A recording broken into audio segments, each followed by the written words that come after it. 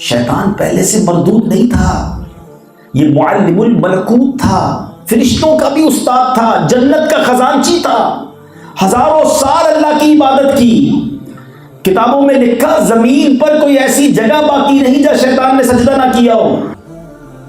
عبادت کرنے والوں، علم رکھنے والوں، سنو، آپ اور میں تو دنیا میں کسی کے استاد بن سکتے نا، وہ تو فرشتوں کا استاد تھا۔ اتنا علم، اتنی عبادت، چہرہ بھی بڑا نورانی تھا، اور اللہ کی بارگاہ میں جب پیش ہوتا تھا تو فرشتوں کی قطار میں کھڑا ہو کر، حالانکہ جن تھا مگر فرشتوں کے ساتھ پیش ہوتا تھا، یہ مرتبہ تھا اس کا۔ کیسے مردود ہوا؟ ایسا کیا کیا؟ ایسا کون سا گناہ کیا؟ سمجھو، پہلے تو ریزن سمجھو، شیطان بنا کیوں؟ یہ عزازیل سے ابلیس کیسے ہو گیا؟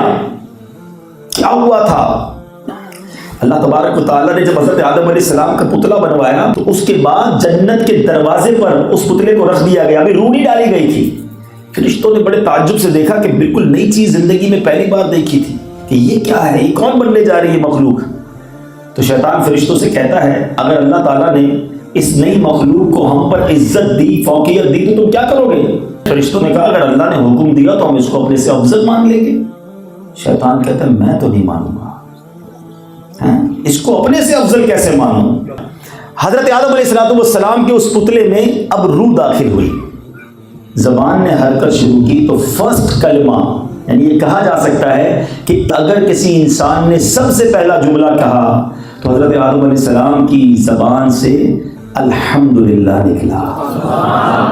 ٹھیک ہے، اچھا، اب حضرت آدم علیہ السلام الحمدللہ کیوں کہا؟ کہ آپ کو پہلے چھینک آئی، ناک میں روح آئی تو چھینک آئی، اور چھینک آتے ہی حضرت آدم علیہ السلام نے الحمدللہ کہا۔ جیسے ہی حضرت آدم علیہ السلام نے الحمدللہ کہا، اللہ کی طرف سے جواب آیا یرحمک اللہ، اللہ تجھ پر رحم فرمائے۔ اب یہ ہو گیا پہلا کلمہ۔ اب حکم دیا گیا تمام فرشتوں کو کہ حضرت آدم کو سجدہ کیا جائے۔ اچھا، یہ ایک بڑی خوبصورت بات، فرشتوں سے جو شیطان نے کہا نا کہ تم اطاعت کرو گے، انہوں نے کہا ہم تو بالکل کریں گے، اللہ فرمائے گا۔ شیطان نے کہا میں نہیں کروں گا۔ تو پتہ یہ چلا کہ بلا چوں چراں، بغیر کسی دلیل کے، بغیر کسی حجت کے اللہ کا حکم ماننا یہ فرشتوں کا طریقہ ہے، اور اللہ کے حکم سے پیچھے ہٹنا، آرگیومنٹ کرنا، دلائل پیش کرنا، یہ شیطان کا طریقہ ہے۔ تو اب آج کے دور میں بھی کچھ نیا کام شروع ہو گیا ہے، اس طرح کے لوگ بھی آ گئے کہ یار یہ شریعت کا حکم کیوں ہے، اس کے پیچھے کیا لاجک ہے، یہ کیوں مانے ہمیں سمجھ نہیں آتا کہ جناب یہ وراثت میں عورتوں کو ایک حصہ، مردوں کو 2 حصے، مردوں کو طلاق کا حق ہے، عورتوں کو کیوں نہیں ہے، یہ شریعت کا قانون سمجھ نہیں آتا۔ تو یہ وہی جو ہے نا، سمجھنے کدھر جا رہی ہے بات کہ جب اللہ کا حکم آ گیا، شریعت کا حکم آ گیا تو ہمارا کام ہے لبیک کہنا۔ کیا کام ہے؟ اور تھوڑی پنجابی میں بہت اچھی گل کہندے نے، اسی منن والے سوچنے والے نہیں ہیں، تو منن والے ہی رہنا چاہیے۔ ہماری عقلیں تھوڑی، ہماری اوقات ہی نہیں، ہم اللہ رسول کی باتوں میں سوچیں گے کہ اس کا حکم کیوں آیا اور حکم کیوں نہیں آیا۔ پتہ چل گیا قرآن و حدیث کا حکم ہے لبیک، ہم مسلمان ہیں، ہمارا کام ہی ماننا، بندے کا کام بندگی کرنا ہے نا۔ تو بہرحال اب حکم دیا کہ فرشتے سجدہ کریں۔ اب یہ سجدہ کتنا بڑا ہوا تھا یہ بھی سنو، یہ بھی شاید پہلی بار سنیں گے۔ یہ سجدہ ہوا تھا جمعے کے دن، ٹھیک ہے۔ سب سے پہلے سجدے میں گئے حضرت جبرائیل، پھر جو بقیہ 3 مقرب فرشتے باری باری وہ، پھر سارے فرشتے سجدے میں چلے گئے۔ زوال کے وقت سے لے کر عصر کے وقت تک سجدے میں ہی رہے، اتنا طویل سجدہ تھا۔ مردود شیطان نے سجدہ نہیں کیا۔ اب یہ کون تھا؟ دوبارہ رپیٹ کرتا ہوں، جنت کا خزانچی ہے، اتنا بڑا فرشتوں کا استاد، اس نے کیا کہا پتہ ہے اللہ کی بارگاہ میں، اور یہ بھی قرآن میں موجود ہے۔ وہ کہتا ہے میں سجدہ کیوں کروں، انا خیر من، میں اس سے بہتر ہوں۔ اللہ سے کہتا ہے میں اس سے بہتر ہوں، خلقتنی من نار وخلقتہ من طین، اے اللہ تو نے مجھے آگ سے بنایا، یہ مٹی سے بنایا، میں اس کو کیوں سجدہ کروں؟ تکبر کیا، اپنے آپ کو حضرت آدم سے بہتر سمجھا۔ ایک غلطی، اس غلطی نے انجام کیا کیا، اس کے چہرے کا نور چھین لیا گیا، ساری عبادتیں برباد کر دی گئی، اس کے سارے جو اچھے اوصاف تھے چھین لیے گئے۔ اللہ تبارک و تعالیٰ نے ارشاد فرمایا کہ تو جنت سے نکل جا، تو لعنتی ہے، قیامت تک کے لیے اللہ کی بارگاہ سے راندہ درگاہ کر دیا گیا۔ اب یہاں میں 1 منٹ لوں گا، پھر آگے چلتے ہیں۔ شیطان نے کیا کہا تھا؟ انا خیر من، میں اس سے بہتر ہوں۔ یہی تکبر کی تعریف ہے۔ اور سمجھو تکبر گناہ کتنا بڑا ہے، اتنے ہزاروں سال کی عبادت برباد، کفر، ایمان بھی چلا گیا، اس کا ایمان بھی برباد ہو گیا نا۔ اب اس نے ایک بار کہا انا خیر من، میں اس سے بہتر ہوں۔ آج تو لوگ روزانہ کہتے ہیں میں اس سے بہتر ہوں، میں امیر ہوں یہ غریب ہے، میں فلاں برادری کا ہوں یہ تو فلاں خاندان کا ہے، میں عالم ہوں یہ جاہل ہے، میں خوبصورت ہوں یہ تو اس کی تو شکل ہی اچھی نہیں ہے، میں 5 وقت کا نمازی یہ تو جمعہ بھی نہیں پڑھتا۔ یہ کیا ہے ساری چیزیں؟ یاد رکھیے تکبر صرف پیسے سے نہیں ہوتا، علم بھی تکبر لاتا ہے، عبادت بھی تکبر لاتی ہے، خوبصورتی بھی تکبر لاتی ہے، طاقت بھی تکبر لاتی ہے، پیسہ بھی تکبر لاتا ہے۔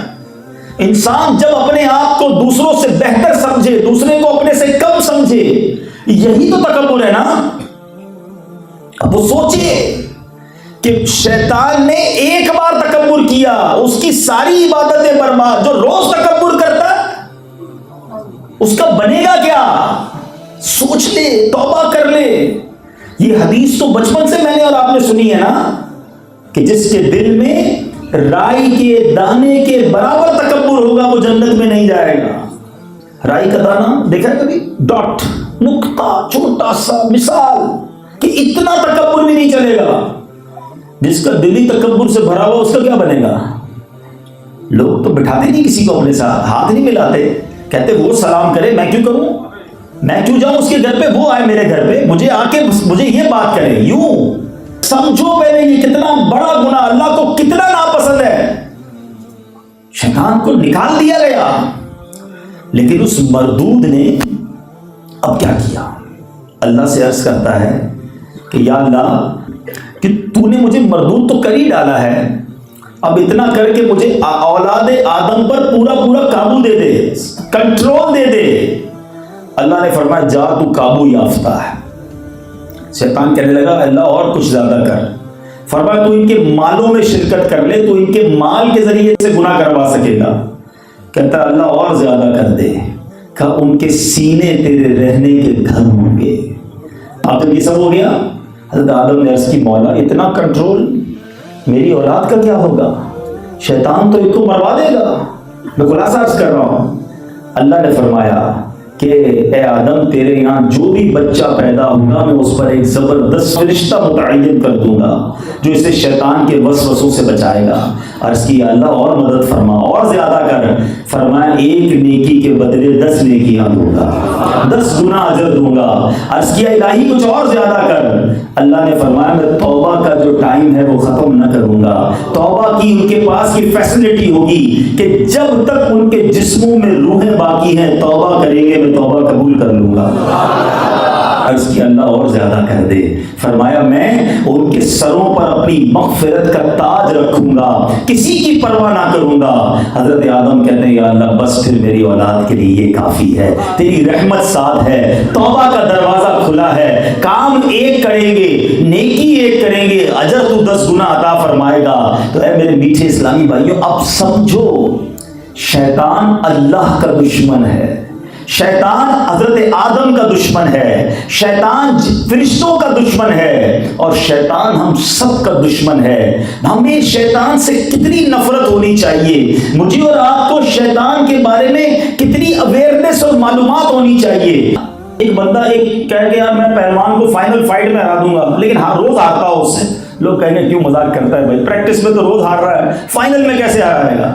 تو بڑی فائٹ کے لیے تیاری پہلے ہوتی ہے، تو آج سے شروع کرو نا کہ انشاءاللہ شیطان کی نہیں ہم رحمان عز و جل کی مانیں گے انشاءاللہ۔ نیت کریں آج کے بعد کوئی نماز قضا نہیں ہوگی، آج کے بعد حرام روزی کے قریب بھی نہیں جائیں گے۔ یار نعرہ بھی صحیح نہیں لگاتے ہو، مقابلہ کیسے کرو گے؟ آج کے بعد کوئی نماز قضا نہیں ہوگی، حرام روزی کے قریب بھی نہیں جائیں گے، آج کے بعد فلمیں ڈرامے نہیں دیکھیں گے، کو نہیں ستائیں گے، ماں باپ کی فرما برداری کریں گے اور آقا کی سنت کے مطابق زندگی گزاریں گے۔